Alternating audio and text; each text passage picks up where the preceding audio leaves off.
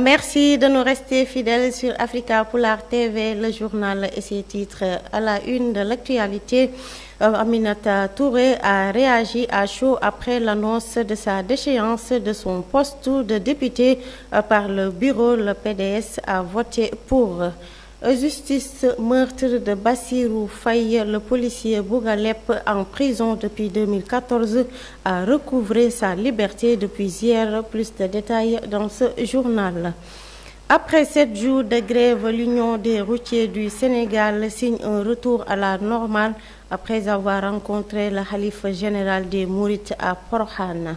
L'actualité hors de nos frontières et celles sportives mettront fin à cette édition.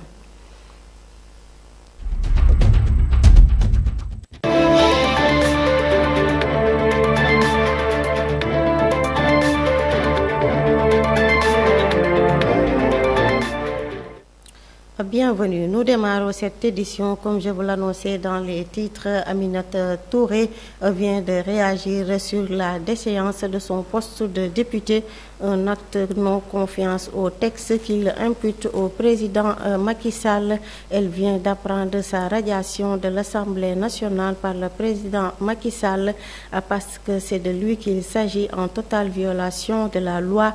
Mais tout ceci ne fait que renforcer sa détermination à aller de l'avant, à sa détermination à aller à l'écoute des Sénégalais par rapport à sa candidature pour 2024, à travailler à consolider la démocratie sénégalaise et surtout à combattre toute tentative de troisième mandat normalement et juridiquement inacceptable.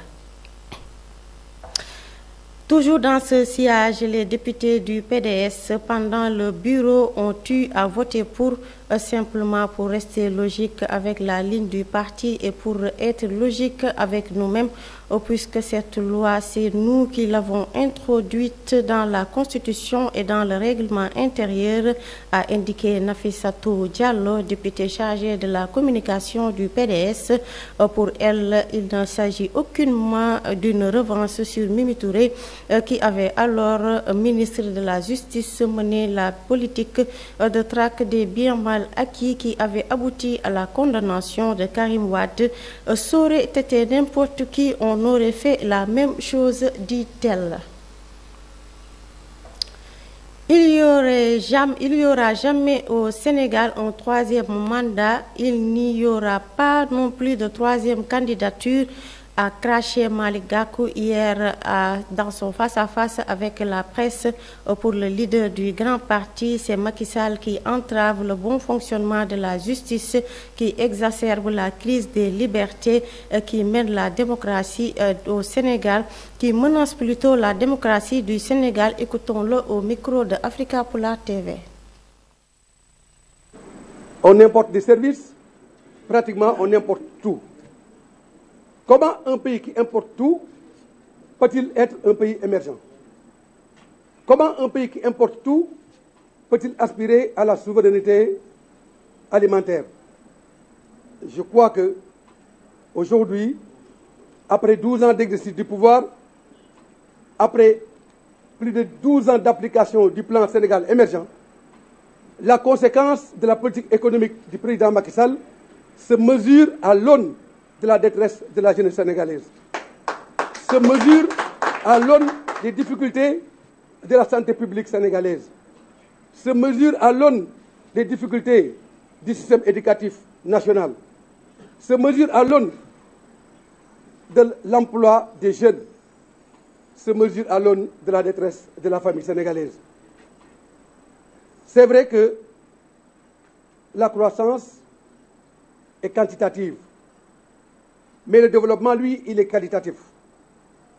C'est aussi fondamentalement pourquoi, dans le cadre de la mise en œuvre du programme alternatif Soukali Sénégal que je vais proposer aux Sénégalais, nous avons mis un accent particulier sur le développement des secteurs productifs, sur le développement du secteur agricole.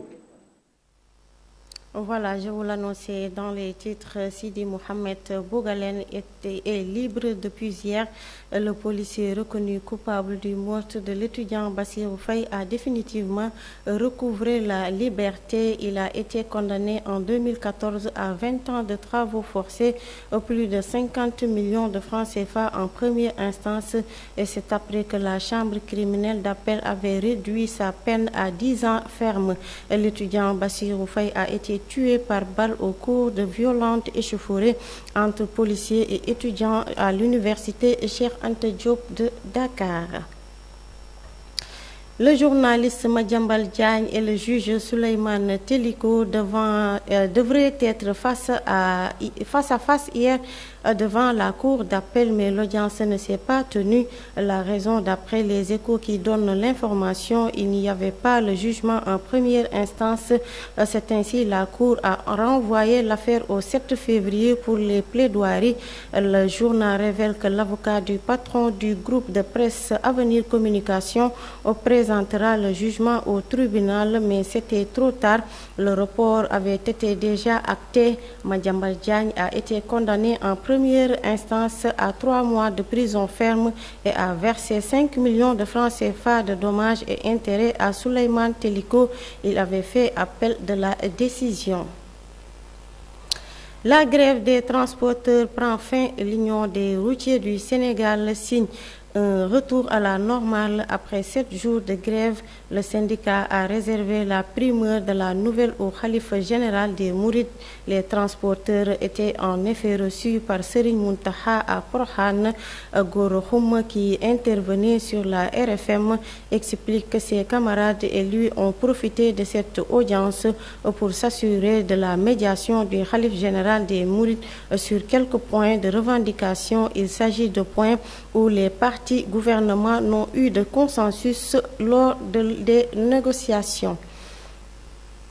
Actualité hors de nos frontières, nous la démarrons en Gambie, système d'écriture utilisé pour écrire le peul, langue parlée en Afrique de l'Ouest, notamment en Guinée. Il s'écrit de droite à gauche. Le fondateur Abdoulaye Bari était en Gambie ce lundi pour sensibiliser les populations à favoriser la culture peul et d'inculper la langue dès le bas âge aux enfants. Abdoulaye Bari, fondateur d'Aklam, que je vous propose d'écouter au micro de Abdou Diagne. En train de dire, c'est que l'Afrique, les Africains, nous sommes les seuls peuples au monde qui n'étudient pas dans nos langues et qui n'utilisent pas nos propres systèmes d'écriture. Quand vous partez en Chine, les Chinois utilisent leur propre caractère. Et vous partez au Japon, les Japonais utilisent leur propre caractère, ils étudient dans leur propre langue et ils sont plus développés que nous. Donc ça veut dire qu'aucune langue, aucune écriture n'a l'apanage ou bien le monopole du développement. Si nous voulons nous aussi être développés, nous devons tout faire pour étudier dans nos propres langues. Si vous prenez un enfant de 6 ans ou 7 ans, vous l'envoyez à l'école ici, alors qu'il parle à la maison français, Poulard ou Wolof ou Mandinka, vous l'envoyez à l'école là, il doit apprendre l'anglais ou le français. C'est une perte de temps parce que le petit chinois, le petit français ou le petit anglais n'a pas besoin d'aller à l'école pour apprendre la langue d'une autre personne afin d'avoir accès à la science. Il apprend directement la science parce que dès qu'il va à l'école à l'âge de 6 ans, 7 ans, il sait déjà parler la langue dans laquelle l'enseignement est dispensé. Mais nous, Africains, l'enfant africain va à l'école, alors qu'il a appris à parler une autre langue à la maison, il va à l'école, il apprend d'abord, il passe 7 ans, 8 ans, 9 ans ou 10 ans, ou plus même en train d'apprendre une langue étrangère avant d'avoir même accès à la science. C'est pourquoi nous sommes en retard. Donc, le procès de l'ex-président Mohamed Ould Abdel Aziz s'est ouvert mercredi devant un tribunal de Nouakchott où il est accusé d'avoir abusé de ses plus de 10 ans au pouvoir pour assumer une fortune immense, a constaté un journaliste de l'AFP. M. Aziz, qui a dirigé de 2008 à 2019 ce pays largement désertique de 4,5 millions d'habitants, grand comme 2 fois la France, comparé aux côtés d'une dizaine de hautes responsabilités, dont 2 anciens chefs de gouvernement d'ex-ministres ministres et des hommes d'affaires. Ils ont placé en détention mardi après-midi en vue de ce procès historique.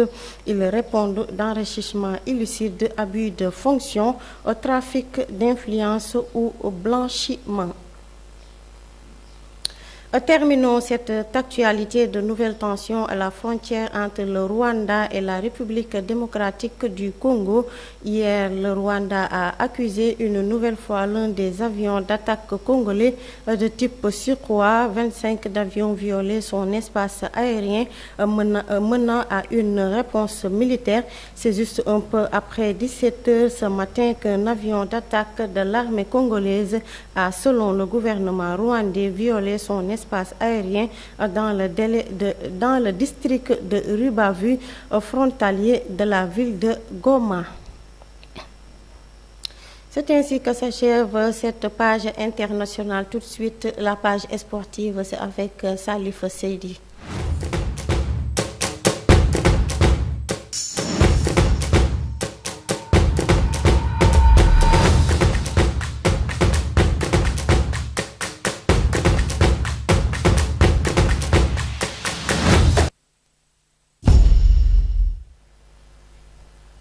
Merci Madame Bassinlo. Nous commençons par le 100 Coupe d'Afrique des Nations. L'équipe nationale du Sénégal connaît son anniversaire pour les quarts de finale du championnat d'Afrique des Nations. Ce sera à la Mauritanie le vendredi 27 janvier à 19 h au stade d'Annaba. D'autres équipes qualifiées pour les quarts de finale. L'Algérie se jouera contre la Côte d'Ivoire vendredi à 16 h. Donc, nous allons par le transfert des Lions. Bamba Dieng va signer un contrat de 5 ans. L'international sénégalais serait sur le point de devenir le plus gros transfert de l'histoire de Lorient. Le joueur est attendu ce soir du côté de Lorient. Nicolas Jackson à Bortoumou, c'est fait. L'attaquant de Villarreal a trouvé un accord avec le club pour un transfert évoluant de 23 millions d'euros et 2,5 millions d'euros de bonus. Il est attendu prochainement pour la visite médicale en Angleterre. Famara Diédhiou est prêté à Grenada en Espagne par son club Ani Esport en Turquie. Pour les championnats européens, nous commençons par le championnat d'Allemagne, 17e journée. Mayence accueillera Dortmund, Borussia Dortmund à 17 h 30. Bayer Leverkusen se jouera contre Bournemouth à 19 h 30. Fribourg-Francfort à 19 h 30, même heure que Hambourg accueillera Borussia Mönchengladbach. Union de Berlin se rendra visite à Werder de Brême à 19 h 30. En Espagne, Coupe du Roi, quart de finale, le Barça reçoit Real Sociedad à 20 h 0. Osasuna FC Seville à 21 h 0. Coupe d'Angleterre, les demi-finales. Nottingham Forest, le club de Cheikh Kouyaté accueillera Manchester United à 20 h 0. En Norvège, Erling Haaland, l'attaquant de Manchester City, est élu footballeur de Norvégien de l'année pour la 3e fois consécutive. C'était tout pour le journal des sports d'aujourd'hui.